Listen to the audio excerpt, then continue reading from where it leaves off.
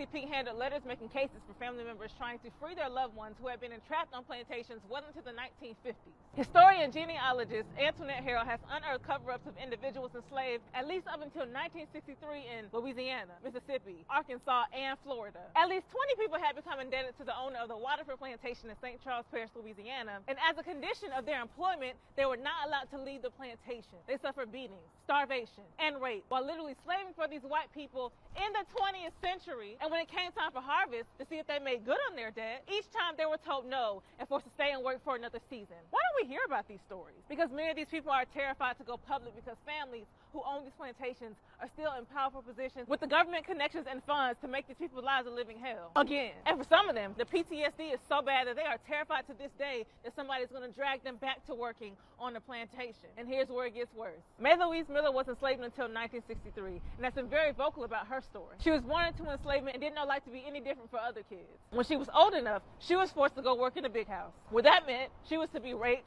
by whatever men were present. And sometimes it would be side by side with her mother. And at one point, she refused, saying that she wasn't going to go work in the big house again. Brace yourself. Her father was so terrified that they were going to kill her that he beat her himself, bloody. And that was the night she ran away. And why am I giving you all these gritty details? Because this, folks, was in 1963. And while Mae Louise Miller is no longer with us, she and her family's story illustrates how the effects of enslavement are still affecting people today. Illustrates a more recent iteration of how enslavement immediately affected black family makeups, methods of disciplining our children, the traumatization black mothers and fathers face with their very little options to protect their children. So the arguments that slavery is over, that we were never oppressed, that black people don't need a whole month, keep them to yourself.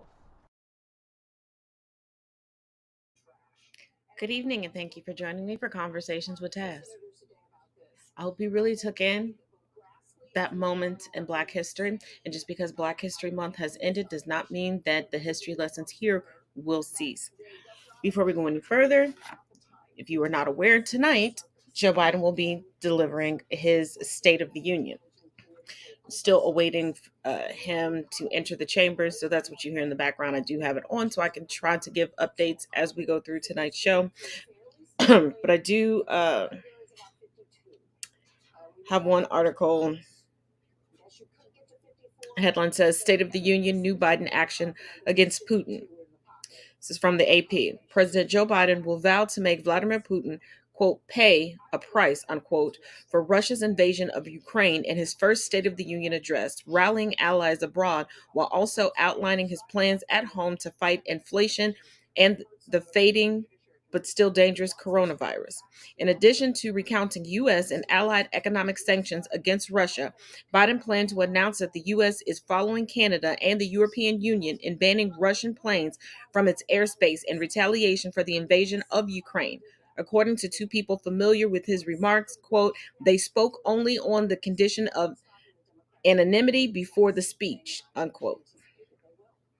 Biden planned in his Tuesday night remarks to highlight the bravery of Ukrainian defenders and the resolve of newly reinvigorated Western alliance that has worked to rearm the Ukrainian military and cripple Russia's economy through sanctions. He was set to deliver an ominous warning that without consequences, Russian President Putin's aggression wouldn't be contained to the Ukraine. Quote, throughout our history, we've learned this lesson. When dictators do not pay a price for their aggression, they cause more chaos, unquote. Biden was to say, according to advanced excerpts released by the White House, quote, they keep moving and the costs and threats to America and the world keep rising, unquote. President Biden has just entered the chamber for his State of the Union address. And like I said, we'll keep going back and forth, but there is quite a bit to get into tonight. So I'm going to do my best to get through it as seamlessly as possible. And also a side note, Madam Vice President Kamala Harris did remark to reporters as she entered the chambers that, and I quote, we stand with Ukraine. Now let's get into, I don't know what particular order these are in, but let's go.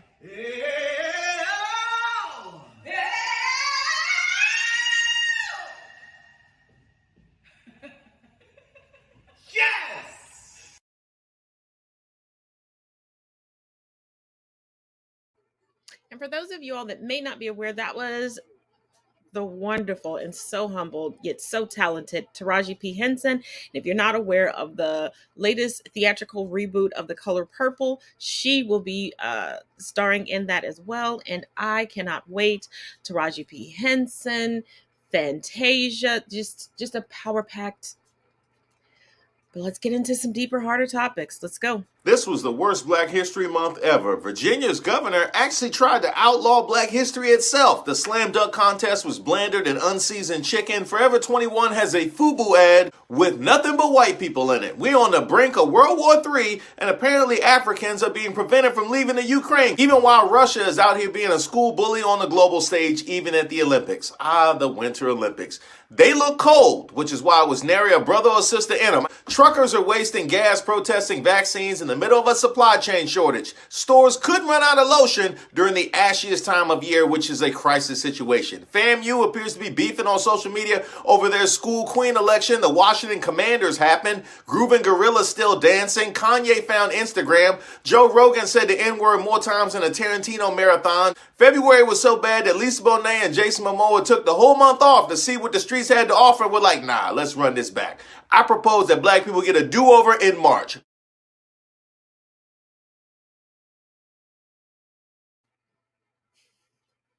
Yeah, I would have. This Black History Month has been a doozy with the increased amount of racism online, the treatment of African citizens within the Ukraine trying to seek refuge and just escape to save their lives. It's ridiculous, because if racism is more important to you than basic human decency and humanity, that's a problem. And that lets you know just how ingrained and how detrimental and deadly racism can be.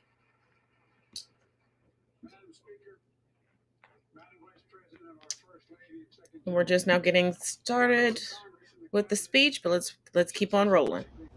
Well, hey there, y'all. So in today's Shame Everyone Knows Your Name news, y'all, the House voted on a bill that would make murder by lynching a federal hate crime. And this bill has been proposed for over a century and has been voted on for about 200 times. It recently was approved in the House 422 to 3. Yes, 3 people voted against this law. To absolutely no one's surprise, the 3 that voted against it are all Republicans and all pieces of shit. First up, we have Krusty Cumsock, Andrew Clyde of Georgia. Next up, we have Runny Chicken Shit, Chip Roy of Texas. And finally, we have Kentucky's abscess tooth, Thomas Massey. If you live in Kentucky, Georgia, or Texas, I encourage you to contact your representative and ask them why the fuck they didn't support this. Actually, I encourage everyone to. Trade my 4x4 for GC3, ain't no more feelers feet. I gave him chance again. I even told. And you know, we've been hurt, been down before. Nigga, when our pride was low, looking at the world like, where do we go? Nigga, and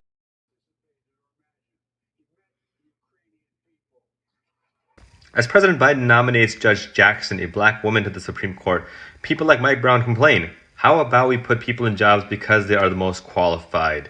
Let's address this. How many people know that of the 115 people confirmed to the Supreme Court, 40 of them were never a judge before being put on the Supreme Court?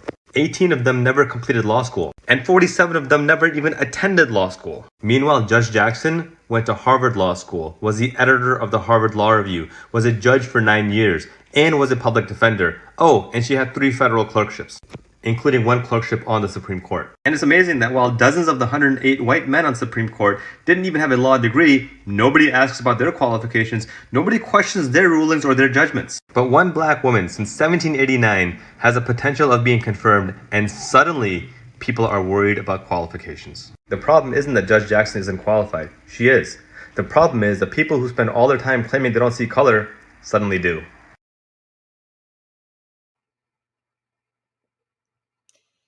And what is there that we should know? This is from the Smithsonian Magazine. Last week, President Joseph R. Biden announced his nomination of Judge Ketanji Brown Jackson to the United States Supreme Court. If confirmed, Jackson would be the first black woman to sit on the nation's highest court and will sit alongside the court's second black justice, Clarence Thomas. Jackson would also be the first formal federal public defender on the bench, reports Candace Norwood for the 19th. Supporters say that this work, her time as assistant special counsel to the U.S. Sentencing Commission, and the lawyer's own unique life experience would give Jackson a particular expertise on issues of criminal justice reform. Biden's announcement made good on a 2020 presidential campaign pledge to nominate a black woman to the Supreme Court. For too long, our government, our courts haven't looked like America, the president said Friday, as Katie Rogers reports for the New York Times. I believe it is time that we have a court that reflects the full talents and greatness of our nation. Jackson's confirmation would not change the ideological balance of the court, which holds steady at 6 conservative justices to 3 liberal justices after the 2020 death of Justice Ruth Bader Ginsburg and the confirmation of Justice Amy Coney Barrett. Jackson would fill the seat vacated by the retiring Justice Stephen Breyer, who she clerked for early in her professional career. Born in Washington, D.C. and raised in Miami, Jackson attended Harvard University for both undergraduate and law school. She served as a district judge on the United States District Court for the District of Columbia from 2013 until June 2021. In a short speech after Biden announced her nomination, Jackson expressed gratitude to her parents, 2 former public school administrations, for their early support. When Jackson was a young child, her father left his job as a history teacher and entered law school. Some of my earliest memories are of him sitting at the kitchen table reading his law books, Jackson recalled. He became my first professional role model. Jackson also acknowledged the historical nature of her nomination, noting that she happens to share a birthday with another groundbreaking black lawyer, Judge Constance Baker Motley. Motley was the first black woman to serve as a federal judge, as well as the first to argue a case before the Supreme Court. Motley and Jackson were born 49 years apart to the day on September 14th. Today, I proudly stand on Judge Motley's shoulders, sharing not only her birthday, but also her steadfast and courageous commitment to equal justice under the law, Jackson said. The judge also emphasized her personal connections to law enforcement, noting that her brother and several uncles have served as police officers. She also referred to another uncle who wound up on the other side of the law. Thomas Brown was arrested to a life in prison in 1989 for possession of cocaine with the intent to distribute, report Patricia Mazzei and Charlie Savage for the New York Times. My apologies if I messed up anybody's name. Now begins a tricky and, as of late, often contentious process of confirmation hearings where members of the Senate Judiciary Committee will interrogate Jackson about her legal career and record. Hearings are expected to be held later this month, reports Carl Holtz of the New York Times. For nearly 2 centuries, the court's bench consisted of exclusively white men of 120 justices to serve on the highest national court since its creation. 115 have been men, 117 have been white. Jackson would be the 6th woman to serve on the court. Justice Sandra Day O'Connor was the first woman appointed to the court in 1981. It's good to be first, the judge used to say to her law clerks, as Evan Thomas reported for the Smithsonian Magazine in 2019, but you don't want to be the last. And with current Justice Thomas on the bench, Jackson will become the 3rd black justice in the court's history. Justice Thurgood Marshall broke barriers in 1967 when he became the first African-American judge appointed to the court. Some 15 years earlier, Marshall, then an NAACP attorney, had argued Brown versus the Board of Education before the Supreme Court, leading to the court's landmark ruling against racial segregation in public schools. It was Marshall's protege, Motley, who wrote the original complaint, as legal historian Tamiko Brown Nagin writes in Civil Rights Queen Constance Baker Motley and the struggle for equality. Despite the personal and professional barriers she encountered as a black woman, Motley effected significant change by challenging racist Jim Crow legislation throughout the segregated American South. Speaking with NPR's Code Switch earlier this month, Brown Nagin noted that Motley paid Marshall's mentorship forward by advising other young, outstanding attorneys from historically marginalized backgrounds. These mentees include current Associate Justice Sonia Sotomayor, who became the first Latina woman on the court under President Barack Obama in 2009. I think it's a profound part of her legacy, Brown Nagin added. Motley was the first in so many respects, but she made sure she was not the only one.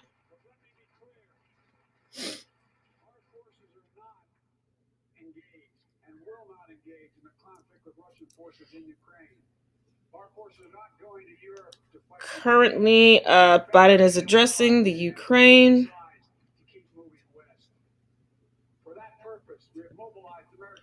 And while he does that,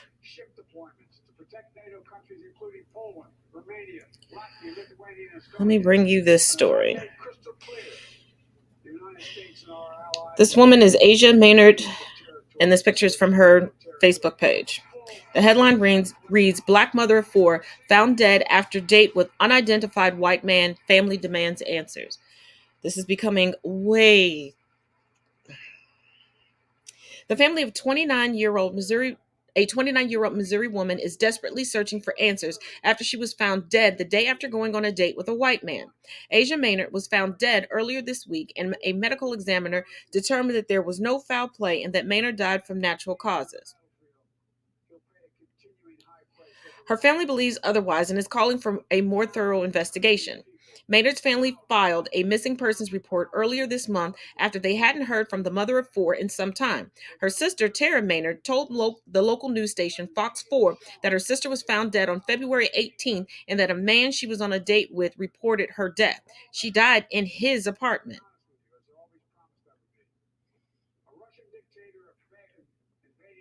He reportedly told the police that she was not feeling well and found her lying down. The man says he then rolled her over to see if she was still alive. Her body was still... Why is the story always the same? And if somebody says that they don't feel well, need to lay down, why is your first thought, are they dead?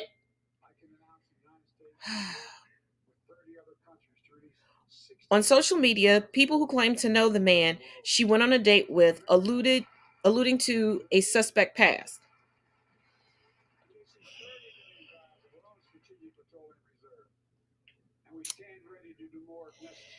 The screenshots of the tweets I will make available on my Instagram page directly following this broadcast. Yeah. She called me Friday at 10:30 or 11 o'clock and said, hey, I met a new friend. Excuse me, I'm going on a date. I'll come home by tomorrow, Tara said. After Friday, she never called. She never showed up, and that's not like her. So another day goes by. I said something's not right. I'm not sitting right. It's not sitting right in my spirit, Tara said. The family disputes the authorities' claims that there was nothing suspicious about her death. When she got to the funeral home and we viewed her body, she had blood in her eyes and her ears, and her clothes were saturated with blood, Denise says. The case is currently being considered a death investigation and not a homicide.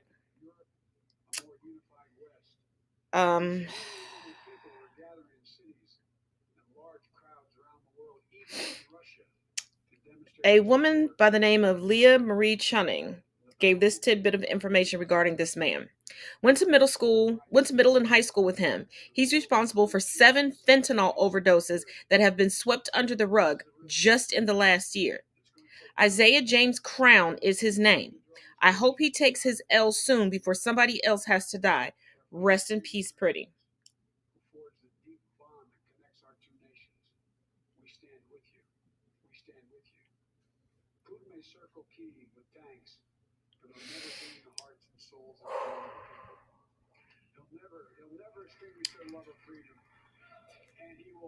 Okay. Biden is continuing to show support for the Ukraine while respectfully denigrating Putin. Let's go to the next video. People are starting to notice on Twitter is that right-wing politicians' tweets are getting less retweets and likes, and they don't think it's because the right wing is losing favorability. The assumption is that it's because Russia's been restricted from Twitter, so the Russian bots are no longer active. They're also noticing that hashtags, usually right-wing hashtags, tend to trend a certain time of day, and they're no longer trending. Of course, it could be assumed that the world is focused on something else, but it's something to keep an eye on. And don't take this for truth. It's more so just an observation people are starting to see. So see if the quality of your comments are starting to get less canned, those contentless, faceless troll accounts. See if those start going away. This is a really interesting development that Twitter's starting to notice that I didn't anticipate.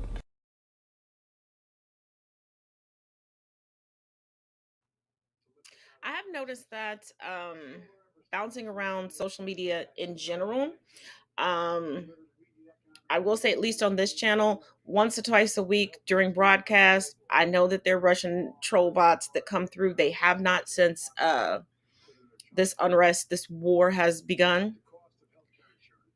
And with all of the restrictions, I think we're going to see less disinformation coming from faceless troll accounts.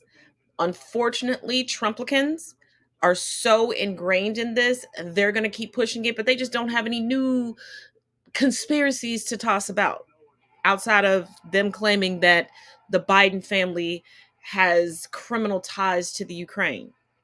But the Biden family wasn't who relaxed relief to the Ukraine. That was 100% Trump. But they will never admit that. They take everything that Trump does and put it on the backs of other people. And speaking of Putin, since our leader of the free world, Joe Biden, is still giving his first State of the Union speech and still speaking on Putin. This also comes from the AP. Cultural backlash intensifies against Russia over invasion.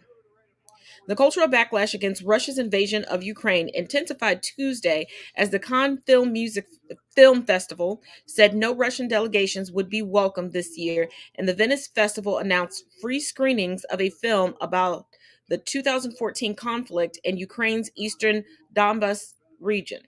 The announcements by Europe's two premier film festivals came on the heels of other high-profile protests in the arts, including Hollywood's decision to pull films scheduled for release in Russia and the Munich Philharmonic's decision to fire chief conductor Valery Gergiev.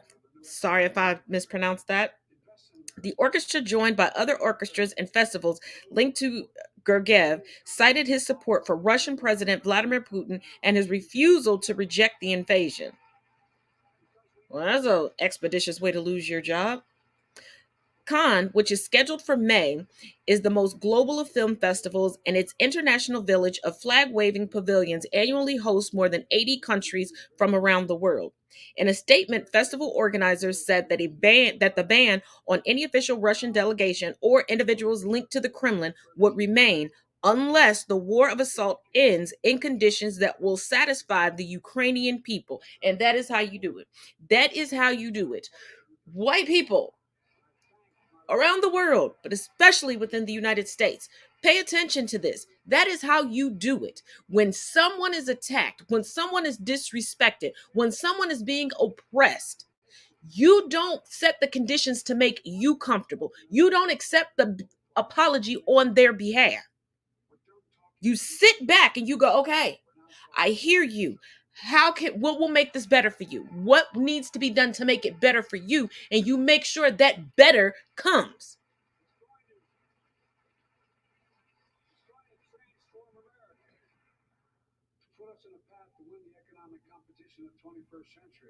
And now he's discussing economic reform. Let's go to the next one.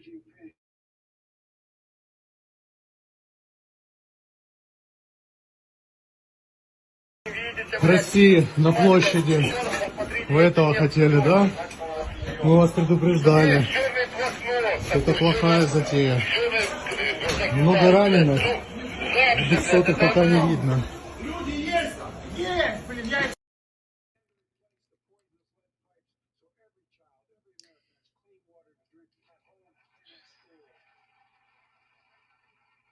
War is never pretty. War is never pretty. I'm not trying to say that it is. I am not trying to place one war over another.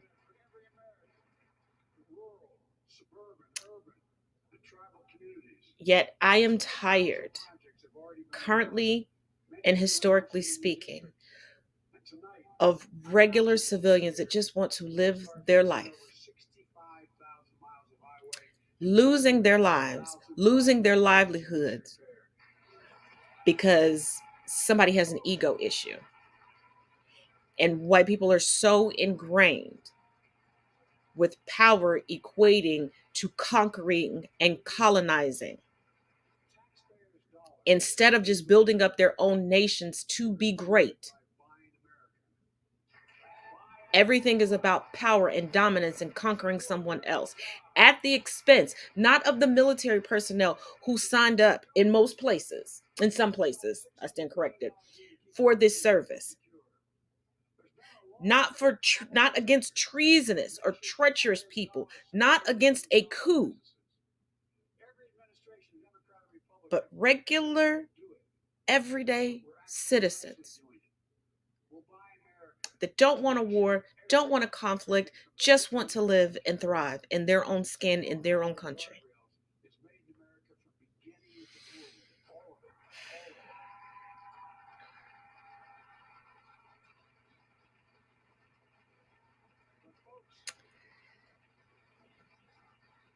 Quick reminder, today is the last day at midnight to get the February code. It does go through tonight at midnight. Like I said, let me know what merch you want or what the next discount will be. But here's the commercial. I'll see you in 2 and 2.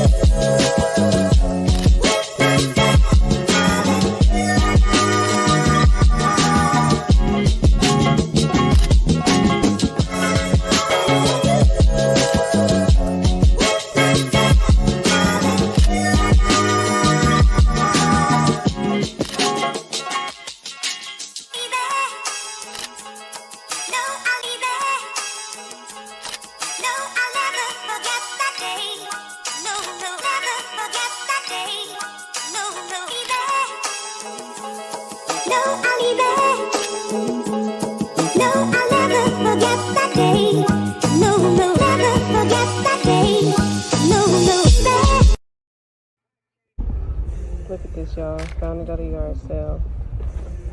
Ignore my ashy hands. I've been digging through stuff. Healthy, strong, healthy American Negro. Lot 79. So he had at least 60, 78 of these other lots just full of slaves. And I'm going to say these is for children. How small it is.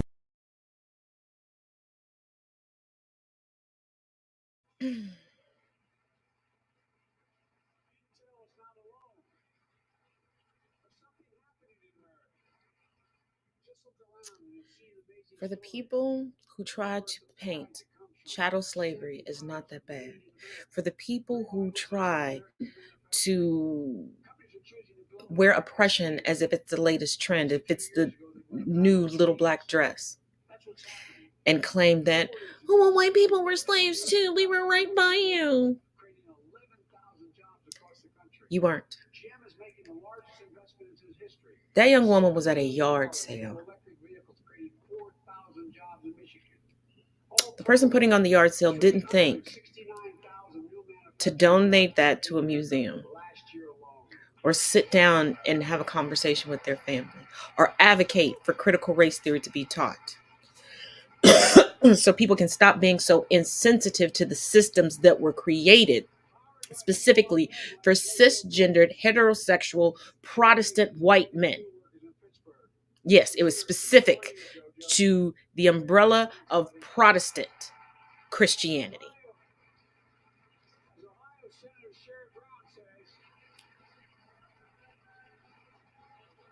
But for every person that sells artifacts, antebellum artifacts, there are 100 that keep those things as family heirlooms and pass them down from generation to generation. I was made aware of today, I didn't have time to go through everything and piece it together, of a young man who has an entire social media account going through his racist grandfather's things.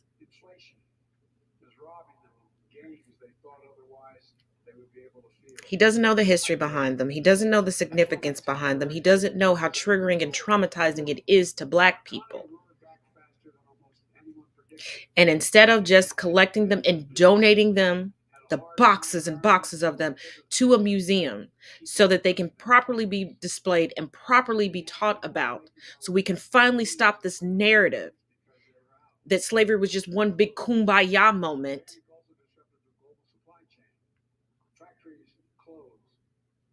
He's using it for online clout.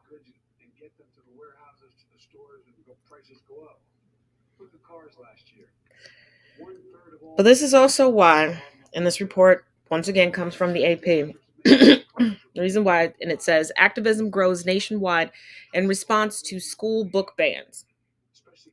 Until a year ago, Stefana Farrell's political activism was limited to the occasional letter to elected officials.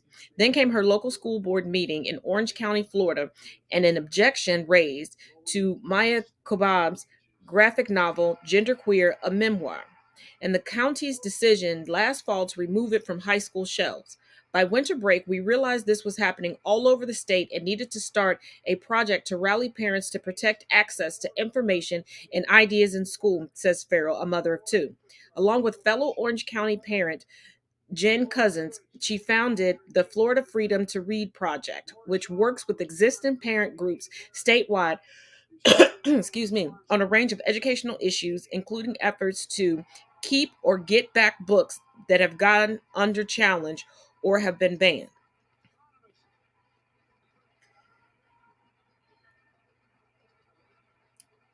This is just a new generation, a new century's version of the Daughters of the Confederacy.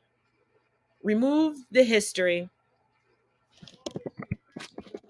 and keep putting forth your narrative, because if the true story is never told, you can keep glorifying things. This is why you have people flying the Confederate battle flag going, the South will rise again. This is heritage, not hate. It is hate from beginning to end. And I saw a comment today where somebody was like, oh, I understand the original meaning of it, but it's been changed for hate. It was always based in hate. What do you imbeciles think that the South was fighting for? And please stop saying that they rose. They never rose. They never rose. They never will. It's not again. It's never.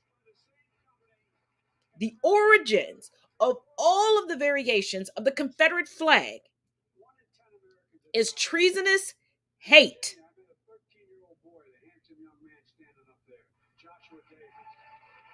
The meaning behind it has not changed. It's not heritage. These individuals were fighting to secede from the United States. They weren't trying to join or keep it together and unify. They wanted to no longer be a part of the United States and fought against the Union, the United States at the time, to be able to own people.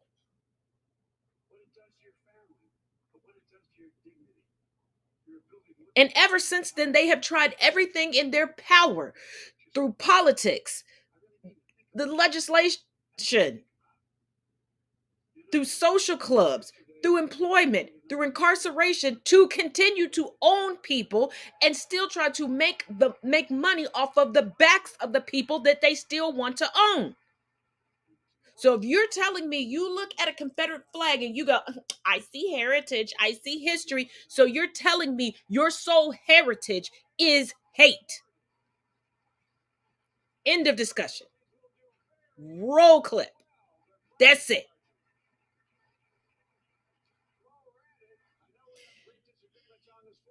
And before we go any further, of course, got to dispel some misinformation because it's always out there. Clearing up 2 bits of misinformation. 1, the sailors who told Russia to go F off are not dead. They are captive, but they are alive. And 2, Joe Rogan tweeted that Steven Seagal was fighting the Russians on a special forces team with Ukraine. He is not. In fact, he is a very close personal friend of Putin and of Belarus's dictator Lukashenko. Sources tell us he's doing nothing. He's maybe hiding out in Moscow to avoid paying taxes. That's about it, though. For Russia. I'm surprised you don't think that he would have handled this better than Joe Biden. No, he did not. How did he not sanction Nord Stream 2? We didn't sanction Nord Stream 2. We should have brought the project to an end. We did impose sanctions on Russian oligarchs and several others because of their sales of S-400 anti-aircraft systems to other countries. But in almost every case, the sanctions were imposed with Trump complaining about it, saying we were being too hard.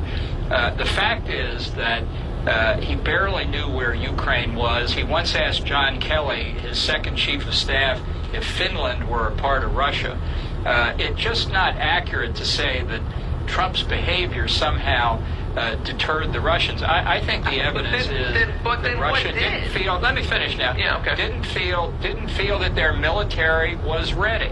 I don't think he understood what he was doing. That's my fundamental point. This is not really a policy argument. This is about Trump's lack of any significant historical knowledge, his lack of strategic thinking, and frankly, his lack of thinking about pretty much anything other than what benefited Donald Trump. Why was he concerned about Ukraine in the summer of 2019? Because he wanted that DNC server. Why was he concerned about corruption in Ukraine? Because he was looking for an excuse to cover the reason he was refusing to send $250 million of security assistance to the Ukraine. And only when that finally blew up in his face... He did send some assistance, though. I mean, we did sell them arms. It was mandated by Congress, and the danger was we were coming up to the end of the fiscal year. He made up the reasons that he did it. He wanted to apply pressure for his own political purposes. I still don't think it's fair to say that there was no intelligent moves to keep Russia in check during the 4 years of Donald Trump in office. I don't think that's fair at all. I didn't say that. Okay. Well, I didn't. No, that's fine because I didn't say that. My point is Trump was not fit to be president. He was not competent to be president.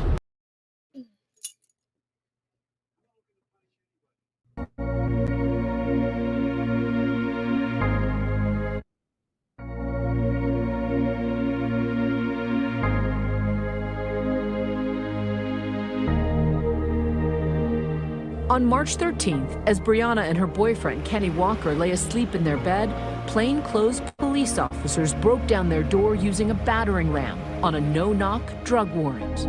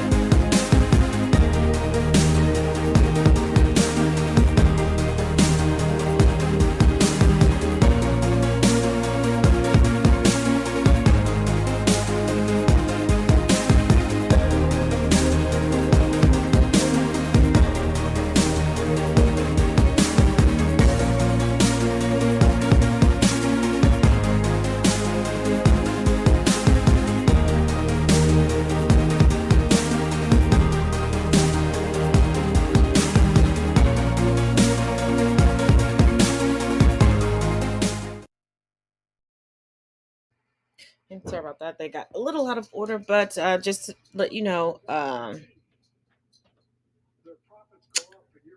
Brett's trial has been going on. I've been following it.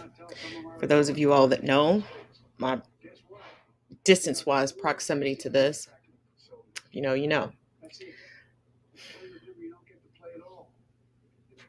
I want to know when there will be a time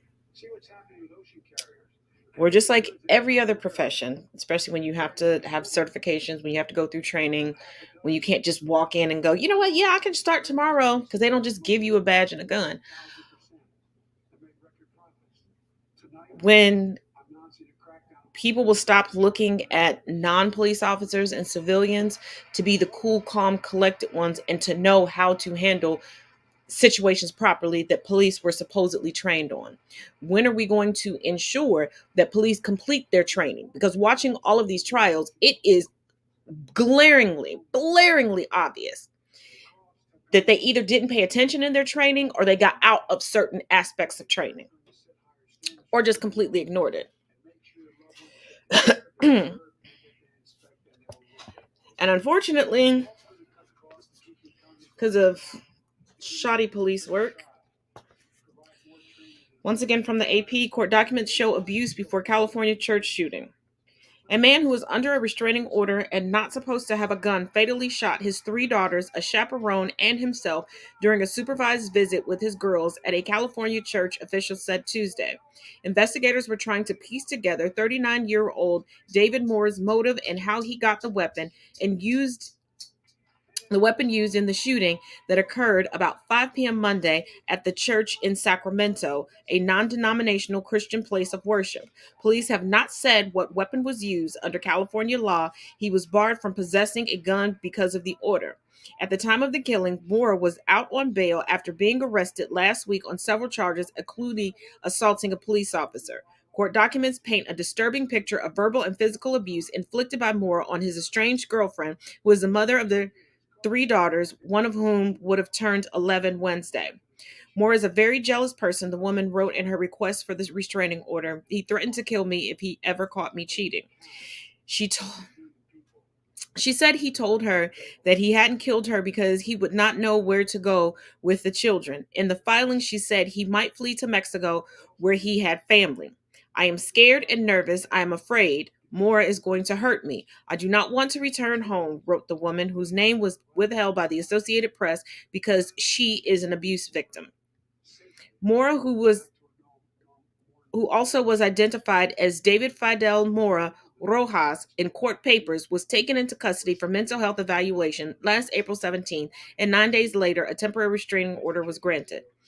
A 5-year order was imposed May 19th. It stipulated Moore only had supervised visits with his daughter for up to 4 hours per week with a mutually agreed upon chaperone.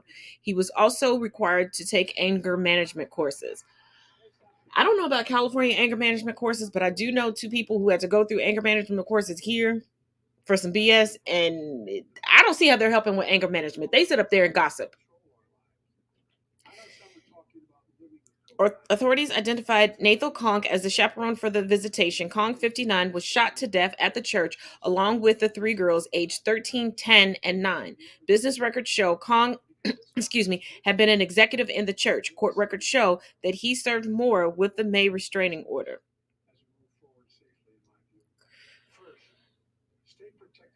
But not all men, right? The police protect and serve, right? They investigate properly, right? And just an additional update on the previous video. And the reason why I played it is coming out of Newsweek. Headline reads, Black female journalist speaks out on being misidentified as Breonna Taylor. Yeah, in 2022, they still say we all just look alike. Wunderbar.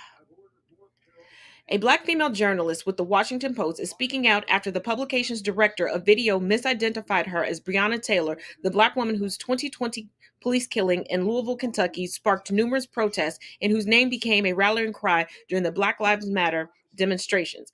In a Twitter thread posted late Sunday, Micah Gelman, who heads the Post video team, accidentally named video technician Breonna Muir as Breonna Taylor while thanking his team for their coverage of the war in the Ukraine. In Muir's first post to LinkedIn, which she called disheartening given the circumstances, she felt the need to stand up for herself after being misidentified. My name is not Breonna Taylor, the Black woman who was murdered in 2020, she wrote on Monday. My name is Breonna Muir, the Black woman who has dedicated 4 years of her life to the Washington Post. I feel horrified and humiliated, she continued. It has been difficult for me to explain to my Black parents that the director of video is referring to me as Breonna Taylor in public. This is the first time I witnessed my Black mother and Black father cry. While it was the murder of George Floyd that ignited the mass protests against police brutality and racism in the U.S., Taylor's death, as well as Ahmaud Arbery's, were both paramount in the international demonstrations that persisted during the summer of 2020. Notably, Taylor's death drew national attention to no-knock warrant searches, like the one executed at her home, which ultimately led to the 26-year-old's death on May 13, 2020, while the city of Louisville agreed to pay a historic $12 million in a settlement with her family and to introduce new police reforms to the department in September 2020. Further civil unrest in Taylor's name was ensured days later after the grand jury did not indict the 3 white officers involved in her death. I know I chronicled that whole ordeal when I'm still on TikTok because the Attorney General of the Commonwealth of Kentucky is a complete coon, an asshole, and so far up Mitch McConnell's ass. Baby. Just call him Dookie Kong. Urbane, do not start. You cannot have wine. We went over this. You have water. You have food.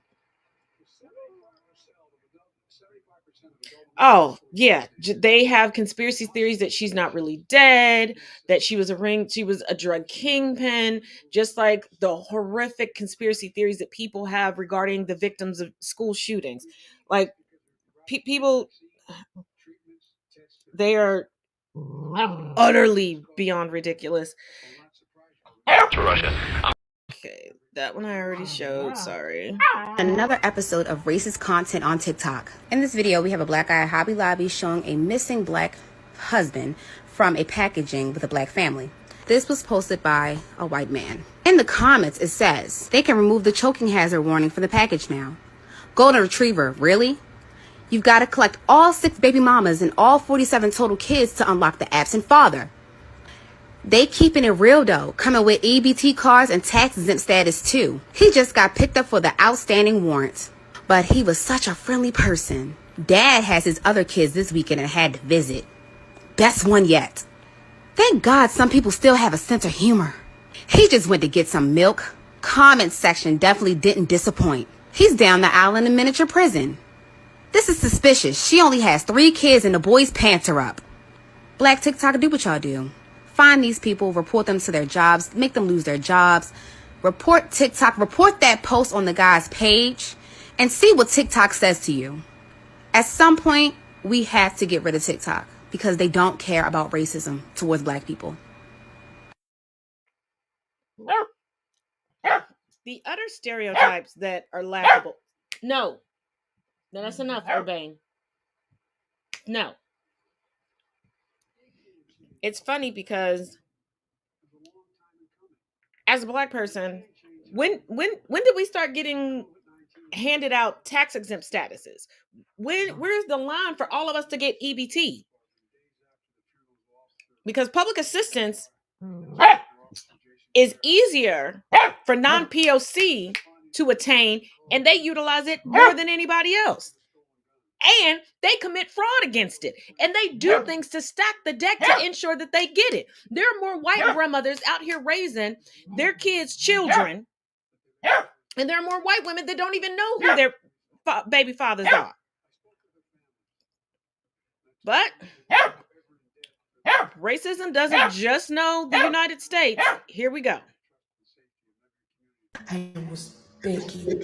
The official literally looked me in my eye and said in his language, only Ukrainians, that's all. That if you are Black, you should walk. It's fucking hard for y'all to just, God damn it! I'm currently today. Today is the 28th of February. It wasn't easy. On Friday at 8 a.m. I was on my way to Poland. I took a commercial taxi and the taxi couldn't stay on the line of cars because literally cars had been there for 2 days.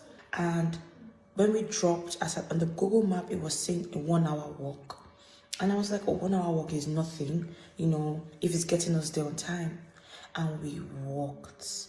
We walked and it kept increasing.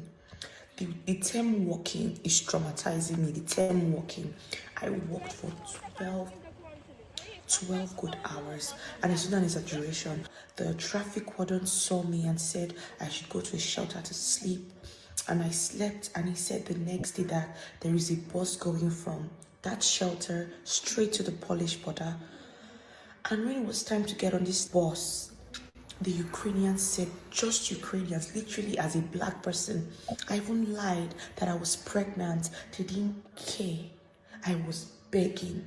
The official literally looked me in my eye and said in his language, only Ukrainians, that's all. That if you are black, you should walk. And that was an additional 8 hours from where we were. By car, it was like 30 minutes. So we had to walk additional 8 hours. The problem isn't at the Polish border. It is at the Ukrainian border. Because you have to step out at the Ukrainian border to get on the Polish side.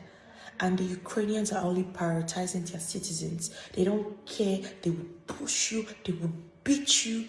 If you can make it, you make it. If you don't, you don't. Like, I took a nap and I still felt like I was still walking, like I hadn't crossed over. It's not fair. Like, we're just begging to go. I literally had to go back to my city after that experience, re-strategize, and took a train to Hungary. It wasn't even easy getting to Hungary. We had to pay. Those that didn't have money to pay, what would they do? I couldn't help anybody because I was fighting for my life. It is a traumatizing experience and I don't know where I'm going from now. I literally have to re-strategize in Hungary, try to get my ticket back to Nigeria because it's not safe. This place is not, if your skin is dark, you're at a disadvantage.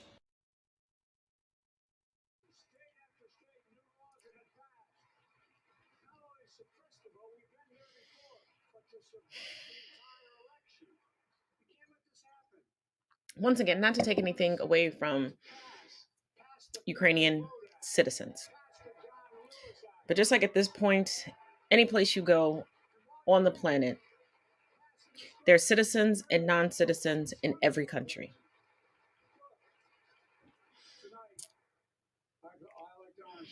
I've had people DM me today. I've watched in other people's comment section where they're specifically targeting Black people, telling us, oh, your time will come, but right now we're focused on the Ukraine. We can chew gum, breathe, and walk at the same damn time. We are tired of being told to sit back and take a back seat, especially when there is no place on the planet that is a safe space for us. Show me where. Show me where we have a safe space. We can't even have a safe space on a freaking app because if we name something Black Talk or Black Twitter, white people automatically think that it's a whole separate app and they're like, why do you need a separate app? Because you want to crawl into our fucking skin. Hell, you tried to with our ancestors. Because it's against the law to rob your graves, but you have no problem desecrating and robbing our graves and call it archaeology. But how fucking ingrained in racism do you have to be that in the midst of a war where civilians are being targeted, you decide only white people need to survive? But I bet those tax dollars, I bet you being able to claim, oh yeah, they were educated at this university in my country, in my city, and oh, they're such a great employee, they make me so much money.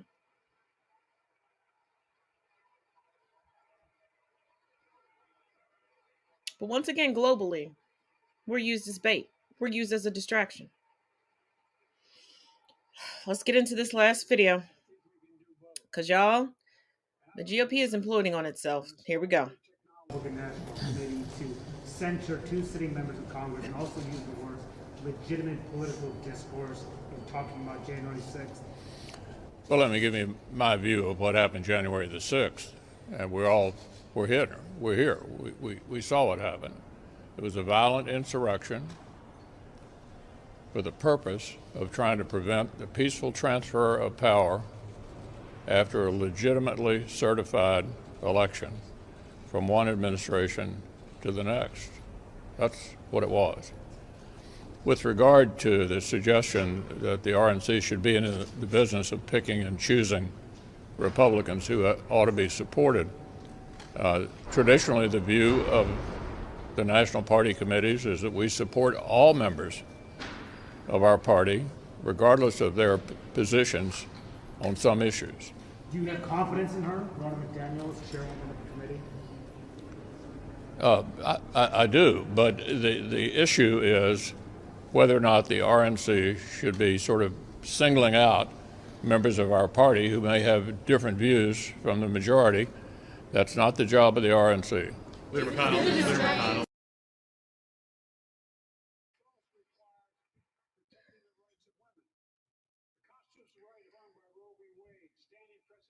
Okay, Biden is now up regarding the State of the Union address, talking about women's bodily autonomy.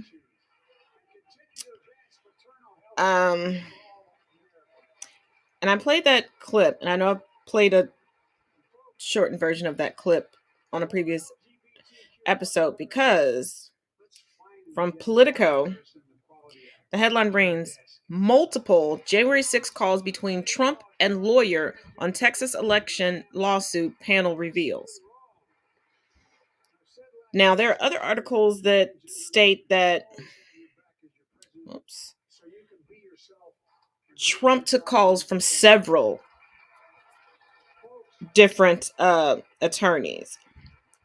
NPR has the headline, Trump lawyer, his call to Georgia officials to find votes was taken out of context. No, it wasn't.